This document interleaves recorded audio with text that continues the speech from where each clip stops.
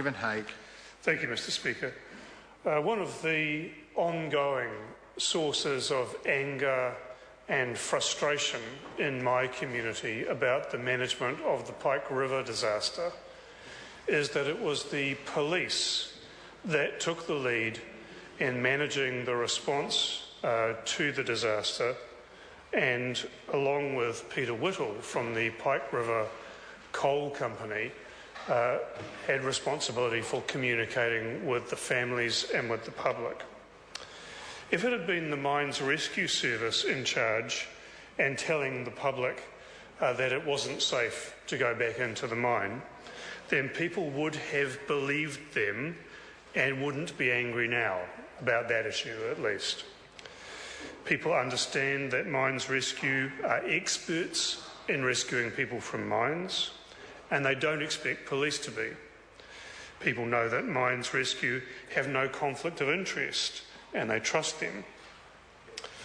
So while I agree with much of what Tim Grosser has just told the House about managing this latest issue about contamination of whey powder, when it comes to managing the health consequences of that issue, and rather than the 72 hours that Tim Gross has just mentioned, actually it's 15 months, Mr. Speaker. So when it comes to managing that issue and giving parents the information and advice they desperately need, a government that knew what it was doing would have the Ministry of Health leading a major public campaign akin to the one that the ministry ran on swine flu, for example. It's the Chief Medical Advisor or the Director of Public Health that needs to be seen on our television screens every night talking about this and in leaflets on every supermarket shelf, not the Acting Chief Executive of the Ministry of Primary Industries. Mr. Speaker, various ministers in this House yesterday and indeed today were obviously defensive about this issue, reassuring us that the Ministry of Health had been involved from the very start.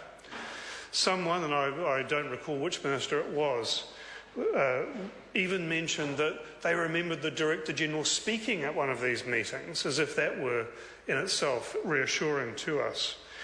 With respect, that's not the point. Even if the Chief Medical Advisor was giving exactly the same information and advice as MPI has been, that would be more reassuring to the public.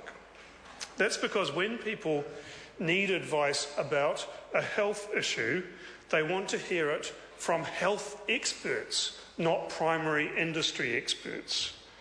It's also, Mr. Speaker, because the Ministry of Health will be trusted as a source of information and advice, whereas the public understands that both Fonterra, the company responsible for the situation, and MPI, the government agency responsible for regulating the industry and on whose watch this disaster occurred, have unavoidable conflicts of interest.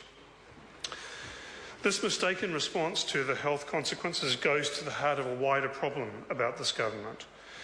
As exemplified by the lead role that's been played by the Minister for Obfuscation and Diversion, Stephen Joyce, this government's first instinct, as it has been with the series of scandals around the GCSB and Henry inquiry, for example, is to manage the political consequences through covering up and distractions. Managing the human consequences seems to be an afterthought.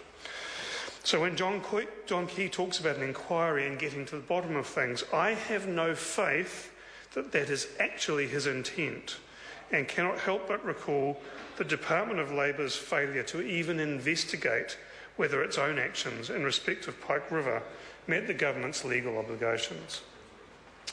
Mr. Speaker, when this government talks about a hands-off approach to regulating industry, the Green Party stands instead for regulation, for transparency, for honest politics. We need the Ministry of Health on the front end of this issue, and Mr. Speaker, even a white coat would help. Mr. Speaker. Honourable Nikki Kay. Mr Speaker, I follow on from the Honourable Tim Grosser and the Honourable Nathan Guy in reflecting